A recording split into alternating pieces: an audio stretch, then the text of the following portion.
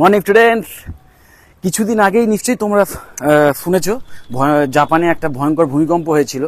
আজকেরও হালকা ভূমিকম্প ওখানে হয়েছে নাকি। তো এইরকম হালকা ভূমিকম্প কিন্তু বিশ্বের বিভিন্ন জায়গায় হয়ে চলেছে, তো মাঝে মাঝেই হয় আর কি। কিন্তু সেইখানে হয়তো বেশি জনবসতি নেই, সেই জন্য আমরা জানতে পারি না। আবার হয়তো ভূমিকম্পের মাত্রা খুবই কম, যে কারণে খুব একটা ক্ষয়ক্ষতি হয় না এবং তার ফলে সেটা খবরে আসে না। সো এই ভূমিকম্পটা খুব কমন এবং মাঝে মাঝে এই ভূমিকম্পের মাত্রা এতটা ছাড়িয়ে যায় এবং সেটা এতটাই জনবহুল এরিয়াতে হয় যেখানে হয়তো ভয়ঙ্কর প্রাণহানি হয় বা ক্ষয়ক্ষতি হয়, যখন সেটা খবরে আসে। তো আলটিমেটলি জাপান এমন একটা দেশ যেখানে কিন্তু এই ভূমিকম্প মাঝে মাঝেই হয়, কিন্তু ওরা টেকনিক্যালি এতটাই অ্যাডভান্সড, টেকনিক্যাল স্কিলে বলো বা ইঞ্জিনিয়ারিংয়ে বলো, প্লাস ওরা ডিসিপ্লিন, খুব ম্যানেজমেন্ট ওদের খুব ভালো, মানে ওয়েল ম্যানেজড আর কি। তো যে কারণে ওরা এই ভূমিকম্পগুলো হওয়ার পরে কিন্তু খুব তাড়াতাড়ি নিজেদের সামলে নেয় এবং ওদের বাড়িঘরদোরগুলো নাকি এমনভাবে তৈরি যাতে ভূমিকম্প হলেও খুব বেশি ক্ষয়ক্ষতি না হয়। ক্ষয়ক্ষতি হবে কিন্তু ক্ষয়ক্ষতির পরিমাণটা কমানো যাবে। মানে সোজা কথায় ওরা টেকনোলজিক্যালি এতটাই অ্যাডভান্সড যে ভূমিকম্পের যে প্রভাব সেটাকে কিছুটা হলেও সীমিত করার ক্ষমতা রাখে। ওকে, ভূমিকম্পটাকে হয়তো বন্ধ করতে পারে না, কিন্তু সেটার থেকে যে ক্ষয়ক্ষতি সেটাকে একটু কন্ট্রোল করার ক্ষমতা কিন্তু ওরা রেখেছে। মানে কিভাবে রেখেছে না, মানে কিসের মাধ্যমে না, অনলি টেকনোলজির ইউজে, টেকনোলজিক্যাল অ্যাডভান্সমেন্টের মাধ্যমে। সো বুঝতেই পারছো যে টেকনোলজির গুরুত্ব কতটা অপরিসীম। এবং এই টেকনোলজি নিয়ে আমরা যদি ভাবি যে এটাই শেষ, এটাই চূড়ান্ত, আমরা একদম চরম জায়গায় চলে গেছি, এর উপরে আর কিছু নেই, সে একদম টপমোস্ট লেভেলে চলে এসেছি, একদম ভুল কথা। এখন বিজ্ঞানীরা যে সমস্ত ব্যাপার নিয়ে গবেষণা করে চলেছে এবং যে সমস্ত ব্যাপার নিয়ে এক্সপেরিমেন্ট চলছে, সেই সবগুলো আরও অ্যাডভান্স ব্যাপারে যাতে আমরা কাজ করতে পারি, টেকনোলজিক্যাল অ্যাডভান্সমেন্ট যাতে আরও হয় তার জন্য কাজ করে চলেছে। এবং সেইখানে এমন অদ্ভুত ব্যাপার বিজ্ঞানীরা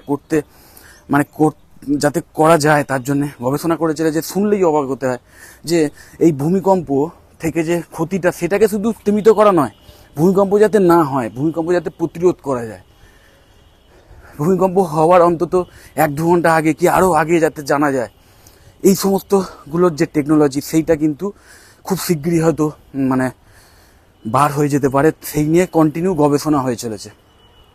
শুধু এটা তো গেল একটা ন্যাচারাল ক্যালামিটি, এছাড়াও আরও যে ন্যাচারাল ক্যালামিটিসগুলো আছে, এই ভূমিকম্পের পরে যে সুনামি হয়, সেই সুনামিটাকে কন্ট্রোল করার হয়ে, বা ধরো যে আগ্নেয়গিরি যখন তখন যে কোনো জায়গায় উঠতে পারে, সেইটাকে ঠিকমতো কন্ট্রোল করার হয়ে, বা ধরো অতিবৃষ্টি থেকে যে বন্যা হয়, সেই অতিবৃষ্টি যাতে না হয়। আবার কোনো জায়গায় হয়তো বৃষ্টি হচ্ছেই না, সেখানে খরা এসে গেছে এবং ফসল নষ্ট হয়ে যাচ্ছে। সো এই প্রত্যেকটা ন্যাচারাল ক্যালামিটি, এগুলোকে এতদিন অবধি মানুষ ভাবতো যে এইসবগুলো সবই ওয়েদার বা প্রকৃতি, তো প্রকৃতিকে আমরা কন্ট্রোল করতে পারবো না। দেখো, মানুষ জোর করে যদি প্রকৃতিকে কন্ট্রোল করতে যায় তাহলে কি হতে পারে সে তো আমরা দেখতেই পাচ্ছি। কিন্তু মানুষের টেকনোলজিক্যাল অ্যাডভান্সমেন্ট যত হবে এবং সেই সব নিয়ে পরীক্ষা নিরীক্ষাও চলছে, মানুষ কিন্তু আলটিমেটলি সেই দিকেই এগোচ্ছে যেখান থেকে মানুষ কিন্তু কমপ্লিটলি তারা যে পৃথিবীতে আছে, আমাদের যে মাতৃভূমি বা পৃথিবী, পুরো পৃথিবী, ওয়ার্ল্ড, সেই ওয়ার্ল্ডে যা হচ্ছে সব কিছু কন্ট্রোল করতে পারবে, নিজের কন্ট্রোলে রাখতে পারবে।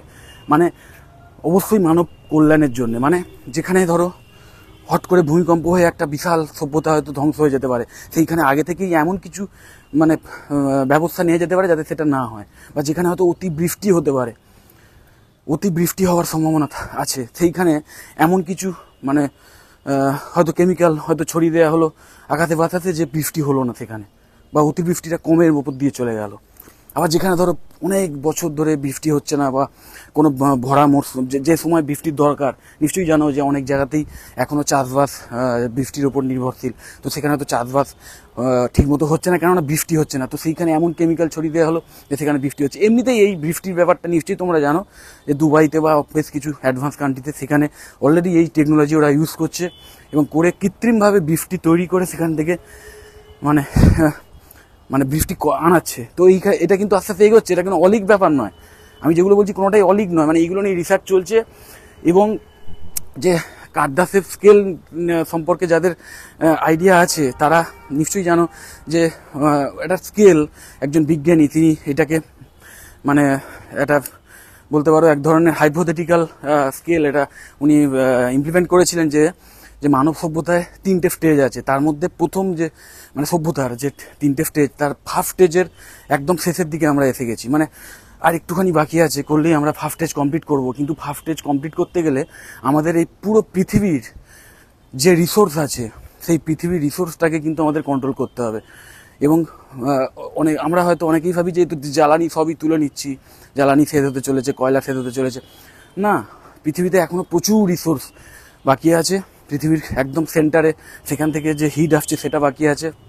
পৃথিবীতে যে সূর্য থেকে যে শক্তি আসছে, যেটাকে সূর্যের আলো বলি বা সৌরশক্তি বলি, তার কয়েক পার্সেন্টেজ হয়তো আমরা এখন ইউজ করি, বা ওই সোলার প্যানেলের মাধ্যমে কয়েক পার্সেন্টেজ ইউজ হয়। ম্যাক্সিমামটাই কিন্তু ওয়েস্ট হয়ে যায়।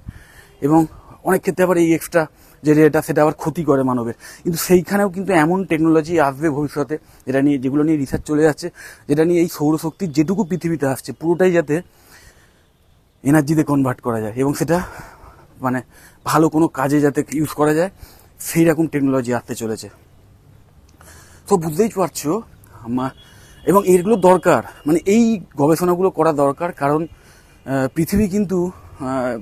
পৃথিবীর লক্ষ লক্ষ বছর বা কোটি কোটি বছরের যে ইতিহাস যদি আমরা মানে বিবেচনা করি বা একটু সেটা নিয়ে আলোচনা করি, তাহলে দেখা যাবে যে পৃথিবী কিন্তু মাঝে মাঝেই পৃথিবীতে এইসব ভয়ঙ্কর ধ্বংস এমন হয়েছে যে একটা মানব সভ্যতা এবং সেটা ধ্বংস হয়ে গেছে। এবং তারপরে হয়তো আবার সভ্যতা এসছে, এইভাবে সাইক্লিং একটা ব্যাপার হয়েছে। তো পৃথিবীকে যদি পৃথিবীর মতো চলতে দেওয়া হয় তাহলে কিন্তু মুশকিল আছে। কারণ মানব সভ্যতাকে বাঁচিয়ে রাখার জন্য তোমাকে মানে আমাদের সবাইকেই আর কি এটা কন্টিনিউয়াস ভাবতে হবে যাতে পৃথিবীটা হ্যাবিটেবল থাকে।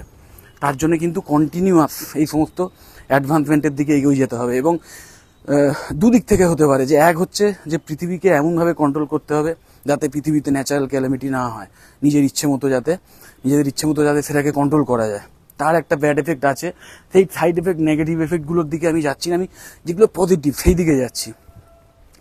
তার জন্য অবশ্যই সমস্ত দেশের মানুষকে, সমস্ত দেশের যে যারা নেতা আছে তাদের অনেক উদার মনস্ক হতে হবে।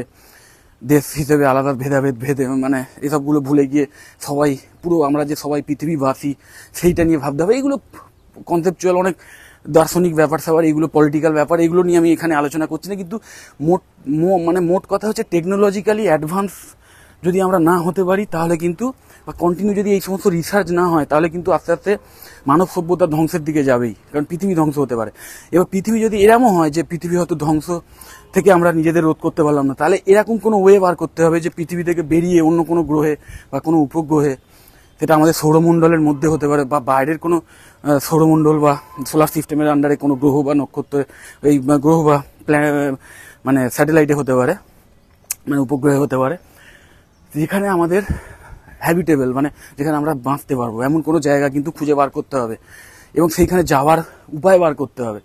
তো সেইগুলো কিছুই আমরা এখনো করে উঠতে পারিনি। কিন্তু প্রথম কথা, পৃথিবীর বাইরে 100% শিওরলি কোথাও এরকম পৃথিবীর মতোই পরিবেশ রয়েছে যেখানে মানুষ বাঁচতে পারবে, এরকম জিনিস 100% ভাবে শিওরলি এখনো সেটা আবিষ্কার হয়নি। বা যদি আবিষ্কার হয়েও থাকে সেখানে যাওয়ার কোনো উপায় নেই এখনো পর্যন্ত। আমাদের এখনো পর্যন্ত যে সবচেয়ে অ্যাডভান্স যে রকেট আছে বা যেগুলো মানে মানুষ নিয়ে যেতে পারে এমন কোনো রকেট আছে যেটা কিন্তু কখনোই খুব বেশি দূর যাওয়ার মতো সক্ষম নয়। চাঁদ অব্দি এখনো পর্যন্ত গেছি। তো এগুলো আরো অনেক দূরের কথা, অনেক মানে হয়তো কয়েক আলোকবর্ষ দূরে হয়তো যেতে হতে পারে। তো সেই সবের জন্যও কিন্তু সেই রকম অ্যাডভান্সমেন্টের দরকার, যাতে আমাদের পৃথিবীতে যদি ধ্বংস হয় এরকম অবস্থা আসে তাহলে মানব সভ্যতা যাতে অন্য কোনো মানে হ্যাবিটেবল গ্রহে গিয়ে বাঁচতে পারে, তো তার ব্যবস্থা করতে হবে। তো এইগুলো আমাদের নিজেদের জন্য না হলেও আমাদের ভবিষ্যৎ প্রজন্মের জন্য চেষ্টা করে যেতেই হবে। এবং তার জন্য বুঝতেই পারছো যেটা দরকার সেটা হচ্ছে টেকনোলজিক্যালি অ্যাডভান্স হতে হবে আরও। এবং তার জন্য যেটা দরকার, প্রচুর সায়েন্টিস্ট দরকার, প্রচুর স্কিল্ড সায়েন্টিস্ট দরকার এবং তার সাথে সাথে প্রচুর স্কিল্ড ইঞ্জিনিয়ারদের দরকার। কারণ সায়েন্টিস্টরা গবেষণা করে ওইগুলো বার করবে আর ইঞ্জিনিয়াররা সেগুলোকে বাস্তবে পরিণত করবে। এবং তার সাথে সাথে প্রচুর ম্যানেজারিয়াল স্কিলড লোকজন দরকার, অ্যাডমিন দরকার। কারণ এই হিউজ যে প্রজেক্টগুলো চলবে সেইগুলো, বা এই গবেষণার যে প্রজেক্টগুলো বলো, বা যেগুলোকে ইমপ্লিমেন্ট করার যে প্রজেক্টগুলো, সেইগুলো পরিচালনা করার জন্য, সেগুলোকে ম্যানেজ করার জন্য প্রচুর মানে অ্যাডমিনিস্ট্রেটিভ কোয়ালিটিওয়ালা মানুষজন, ছেলেপুলে লাগবে। তো তার জন্য কিন্তু সোজা কথায় এডুকেশন ছাড়া আমাদের কোনো উপায় নেই। এবং যাদের এখনো ধারণা হয়েছে, এইরকম ধারণা আছে যে কি হবে, আর আলটিমেটলি এই এআই আসছে, আর্টিফিশিয়াল ইন্টেলিজেন্স আসছে, বা কম্পিউটার এত সব কিছু অটোমেশন হচ্ছে, মানুষের আর দরকার হবে না, সব কিছু অটোমেটিক্যালি হবে। তাহলে আর এত ইঞ্জিনিয়ার, এত সায়েন্টিস্ট এসবের কী দরকার, এত ডাক্তার, সায়েন্টিস্ট, ইঞ্জিনিয়ার? সম্পূর্ণ ভুল ধারণা। আমাদের এখনো যা করতে হবে, বা ভবিষ্যতে যা কাজের সুযোগ আসতে চলেছে, যে মানে হিউজ যে ইন্ডাস্ট্রিতে যে বুম আসতে চলেছে, বিভিন্ন ইন্ডাস্ট্রিতে, এই সমস্ত রিসার্চ, এই সমস্ত ব্যাপারগুলো ইমপ্লিমেন্ট করার জন্য যে প্রজেক্টগুলো, সেগুলোতে যে কত ম্যান পাওয়ারের দরকার, কত স্কিল্ড ম্যান পাওয়ারের দরকার, মানে সেটা কল্পনার বাইরে।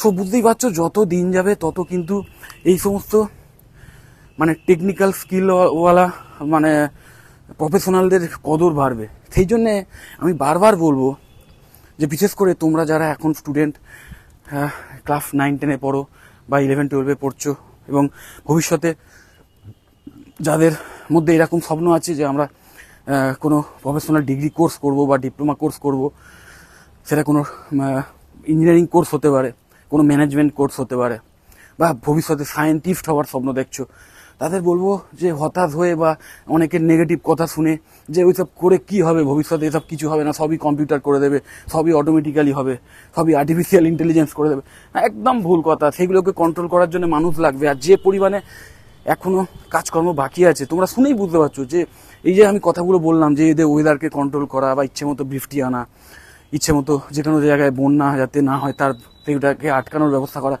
এগুলো এখন শুনেই মনে হচ্ছে না সেই কল্পবিজ্ঞানের গল্প বলছি, বা মানে অলৌকিক কিছু একটা বলছি।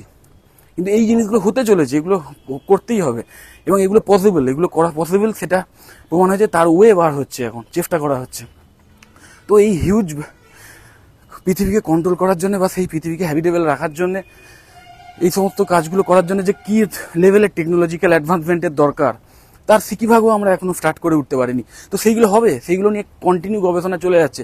তো মানুষের দরকার, স্কিল্ড মানুষের দরকার, সেটা মানে টেকনিক্যাল স্কিল হতে পারে, ম্যানেজারিয়াল স্কিল হতে পারে, বা সায়েন্সের যে জ্ঞানওয়ালা লোক হতে পারে, মানে সায়েন্টিস্ট হতে পারে।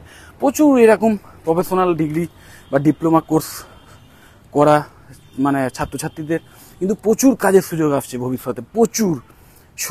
আমি বারবার বলবো, নেগেটিভ চিন্তাভাবনা না করে এখন থেকেই প্রফেশনাল ডিগ্রি কোর্সগুলোর কথা ভাবো, প্রফেশনাল ডিপ্লোমা কোর্সগুলোর কথা ভাবো, যেগুলো করে ভবিষ্যতে পৃথিবীতে এই যে ভয়ঙ্কর পরিবর্তন আসতে চলেছে, এবং পৃথিবীটাকে আরও মানে হ্যাবিটেবল করার জন্য যে কাজকর্ম হয়ে চলেছে, তার যাতে তোমরা শরিক হতে পারো, সেইটার চেষ্টা করে যাও।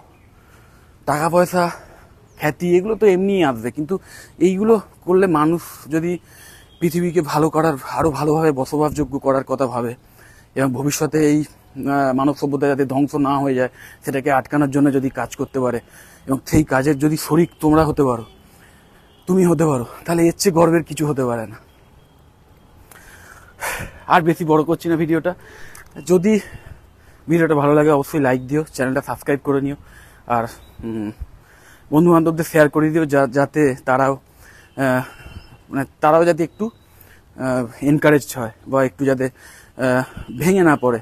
মানে যারা অনেকে আছে যে নেগেটিভ কথাবার্তা শুনে ভেঙে পড়েছে, তারা যেন একটু এনকারেজড হয়, এবং ফুল উদ্যমে যাতে নিজেকে সেই লেভেলে নিয়ে যাওয়ার জন্য এগিয়ে যায়। টাটা।